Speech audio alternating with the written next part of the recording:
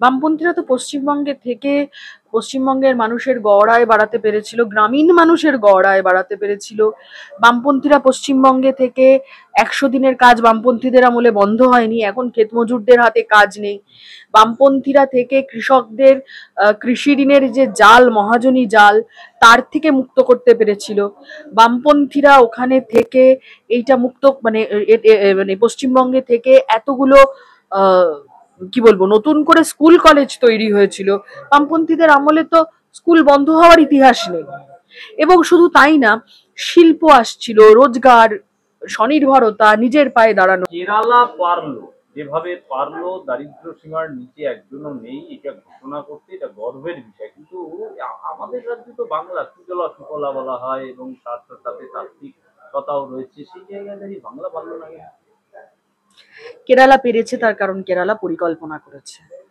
একদম দারিদ্র সীমার নিচে বসবাসকারী পরিবারগুলোকে, চরম দারিদ্র সীমার নিচে বসবাসকারী পরিবারগুলোকে চিহ্নিত করে তাদেরকে স্বনির্ভর করে তোলা, তাদেরকে রোজগারের পথ দেখানো, শিক্ষা, স্বাস্থ্য সবকিছু তাদের কাছে পৌঁছে দেওয়া, বিশেষ একদম যোজনা নিয়ে সেটাকে হচ্ছে যে বিশেষ প্রকল্প ঘোষণা করেই সেগুলো করেছে কাজ।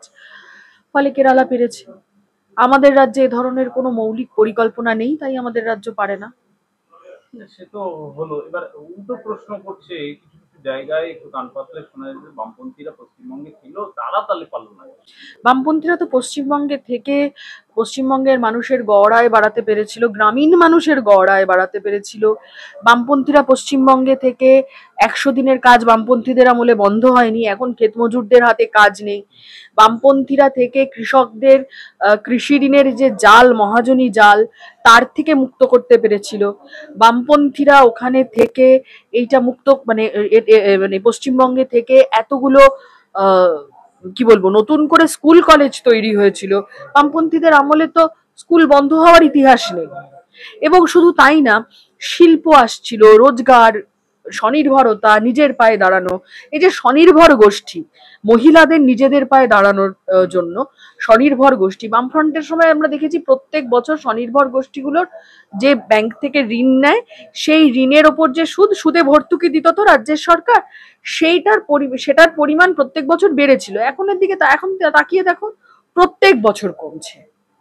তাহলে আমাদের রাজ্য এগোনোর পথ ধরে যে আমরা মানে একটা শুরু হয়েছিল, পথ চলা শুরু হয়েছিল, সেই পথ চলাটা তো বন্ধ হয়েছে শুধু নয়, তৃণমূল কংগ্রেসের হাতে।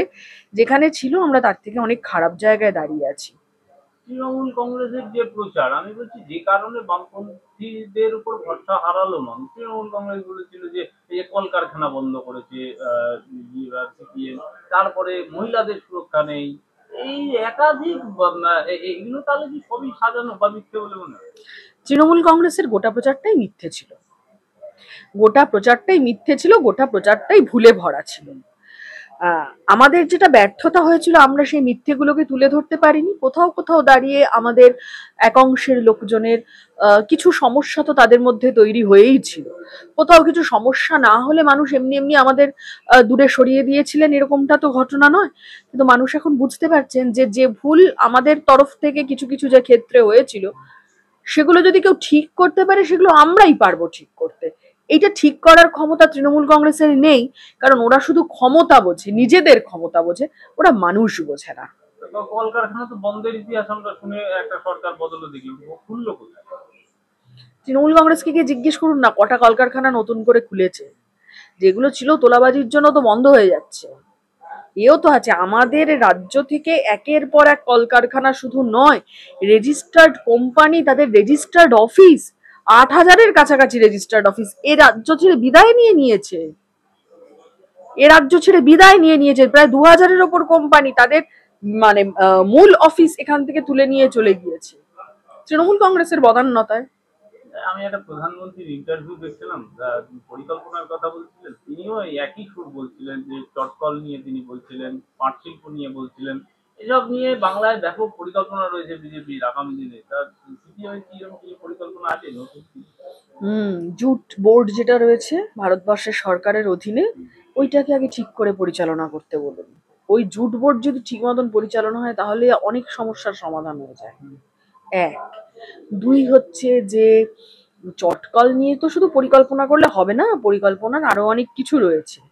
আর বিজেপির পরিকল্পনা তো ত্রিপুরা দেখে বোঝা যাচ্ছে সবচেয়ে ভালো।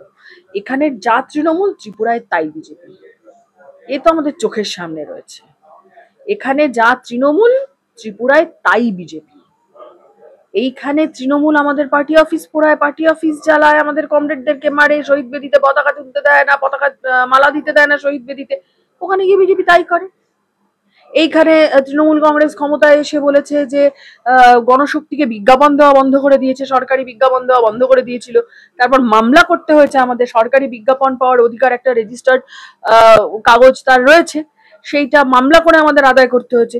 ওখানেও তো এসে দেশের কথার পাবলিকেশন বন্ধ করে দিয়েছিল। তৃণমূলের বিজেপিতে পার্থক্য কি? ও যা বলছে সব ছেলে ভোলানো গল্প। এইটা তো সবচেয়ে ভালো আপনারাই জানেন, আর দেউচা পাচামির মানুষ জানেন। দেউচা পাচামি আসলে তো ওই E2020 ভিশন E2020 প্রতিফলন হচ্ছিল একটা। এখানে রাজ্য সরকার তার আন্ডারটেকার ছিলেন একদম। বেশ, ভোট এসে গেছে, যুদ্ধ প্রায় একেবারে গরম হয়ে গেছে এই বাংলার রাজনীতি। দুটি কথা, এই প্রথম তো ডিজিটাল যোদ্ধা নিয়ে একেবারে অভিষেক ব্যানার্জি ইউটিউব থেকে গোটা সোশ্যাল মিডিয়ায়, টেলিভিশন মাধ্যমে বিপ্লব একেবারে, মানে সেটা কি বিষয়? ডিজিটাল যোদ্ধা মানে যারা তৃণমূলের হয়ে প্রচার করবেন এবং এবং বাংলার অস্মিতার প্রচার করবেন এই সময়। সেখানে তো সিপিএম নতুন বোতলে পুরনো মদ ঢালছেন, ঢালবেন, আমাদের ব্যাপার। আমরা প্রচার মানে বুঝি মানুষের কাছে পৌঁছানো, হেঁটে এবং নেটে দুভাবেই আমাদের মানুষের কাছে পৌঁছতে হবে। সে পৌঁছানোর কাজ আমরা প্রতিদিন করছি। ওরা বাঙালি অস্মিতা, ওরা এইসব নিয়ে কথা বলছে, আমাদের তো এজেন্ডাটাই বাঙালি অস্মিতার এজেন্ডা শুধু নয়। আমরা বাঙালির অস্মিতা মানে তো আরো অন্য অনেক কিছু বুঝি। যে ক্ষেত মজুর কাজ পায় না, যে কৃষক কাজ পাচ্ছে না, যে মানুষ গরিব মানুষ 100 দিনের কাজ পাচ্ছে না, যার বাড়ি আবাস যোজনার বাড়ি পেতে গিয়ে যাকে ঘুষ দিতে হচ্ছে, যাকে হচ্ছে যে আমরা দিনের পর দিন দেখতে পাচ্ছি পরিযায়ী শ্রমিক হয়ে বাইরে চলে যেতে হচ্ছে দিনের পর দিন, আমরা তো তাদের কথা বলি। ফলে আমাদের নেটে এবং হেঁটে দুভাবেই আমাদের যুদ্ধ করতে হবে, এ কথা আমরা জানি। আর দ্বিতীয়ত কথা হচ্ছে যে দেখুন, বাংলার রাজনীতির না সবচেয়ে বড় আমাদের এই মুহূর্তে চ্যালেঞ্জ হচ্ছে, ওরা বিজেপি তৃণমূলের যে বাইনারিতে ফেলতে চাইছে, ধর্ম ভাষা এই মূলত এই জিনিসগুলো দিয়ে। আমরা বলছি রুটি রুজির রাজনীতিতে ফিরতে হবে। আমরা বলছি রুটি রুজির কথাটাই মূল কথা। আমরা শ্রমজীবী মহিলা কনভেনশন করেছি রাজ্যে, আমাদের খুব পরিষ্কারভাবে উঠে এসছে এই রাজ্যের অধিকাংশ মহিলা যারা কাজ করেন তারা আসলে কন্ট্রাকচুয়াল, পার্মানেন্ট নন, অধিকাংশ ক্যাজুয়াল ওয়ার্কার হিসেবে কাজ করেন, কম পয়সার কাজ করেন মহিলারা তুলনামূলকভাবে। সারা ভারতবর্ষ জুড়ে এই চিত্র, সারা পৃথিবী জুড়ে এই চিত্র, আমার পশ্চিমবঙ্গ তো তার বাইরে নয়। তাহলে আমার এজেন্ডা এটা উঠে আসবে না কেন? আমাদের এজেন্ডা এগুলো যে মহিলা শ্রমিক শপিং মলে দাঁড়িয়ে থাকেন দিনের পর দিন, রাতের পর রাত, শুধু মহিলা কেন, ছেলেরাও শপিং মলের ওয়ার্কাররা দাঁড়িয়ে থাকে। আচ্ছা বলুন তো, কর্ণাটকের সরকার রাইট টু সিট বিল এনেছে, আইন করেছে, পাশ করেছে তাদের বিধানসভায়। আমার রাজ্যে সরকারের এসব নিয়ে ভাবনা আছে? আইটি কর্মীদের একটা বড় সমস্যা, right two log out, right two disconnect. Office করে বাড়ি ফেরে ওয়ার্ক ফ্রম হোমের চক্করে যখন তখন লগ ইন করতে হয়। যে কোনো আইটি কর্মী জানেন এই যন্ত্রণার কথা। তাদের বিশ্রামের কোনো সময় নেই নির্দিষ্ট, তাদের পরিবার পরিজনের সঙ্গে কাটানো তার কোনো সময় নেই নির্দিষ্ট, কোনো কিছুর এই প্রশ্নে কোনো সময় নেই তাদের। রাইট টু ডিসকানেক্ট বিল কেরালার সরকার আনতে পারছে। যে বলছিলেন না কেরালা পেরেছে, আমরা পারি না কেন? কেরালা এরকম অনেক কিছুই ভাবতে পারে, আমরা ভাবতে পারছি না। আমাদের সরকার এসব ভাবতে পারছে না। আমাদের সরকার কে কাকে কোথায় কাটমানি দেবে আর নেবে, কে কাকে কোথায় জলে কবে ধাক্কা মেরে ফেলে দিয়ে পারে দাঁড়িয়ে হাততালি দিয়েছিল, আবার সেই নেতাকে ফিরিয়ে আনবে কি আনবে না, এইসব করে যাচ্ছে আমাদের রাজ্যের সরকার। শুভেন্দু অধিকারী হাইকোর্টে ধাক্কা খেল, তার রক্ষা কবচ ছিল, গ্রেফতার করা যাবে নাকি দাঁড়িয়ে পড়তে হবে। ও শুভেন্দু অধিকারীর সবচেয়ে বড় রক্ষা কবচের নাম মমতা ব্যানার্জি। তিনি তো বিজেপি। ঠিক যেরকম ইডি সিবিআই মমতা ব্যানার্জির কিচ্ছু করতে পারে না, অভিষেক ব্যানার্জির কিচ্ছু করতে পারে না, ইডি সিবিআই ঠিক যেভাবে আমরা দেখলাম তো ইডি সিবিআই কি করছে। ইডি সিবিআই একটা কেসও শেষ করতে পারে না পশ্চিমবঙ্গের ক্ষেত্রে। এই এত কথা বললো মানে মেঘ ডাকলো বেশি, অনেক বেশি, বৃষ্টি তো প্রায় পড়লোই না আর.জি. করের ঘটনার ক্ষেত্রে। ঠিক যেভাবে ইডি সিবিআই মমতা ব্যানার্জির রক্ষা কবচ হয়ে আছে, মমতা ব্যানার্জিও এই রাজ্যের শুভেন্দু অধিকারী রক্ষা কবচ। শেষ প্রশ্ন করবো একেবারে কুণাল ঘোষ, তাকে দিয়েই শেষ করতে হবে। 2029 সালে মমতা ব্যানার্জি প্রধানমন্ত্রী হবেন, তিনি দেখতে পেয়েছেন এবং এটি তার ভবিষ্যৎ। কুণাল ঘোষ টিয়া পাখি নিয়ে বসছেন নাকি? জানতাম না তো এটা। কুণাল ঘোষ তখন জেলের পেছনে থাকবেন কি না থাকবেন এই ভবিষ্যৎবাণীটা বরঞ্চ করতে গিয়ে বলুন।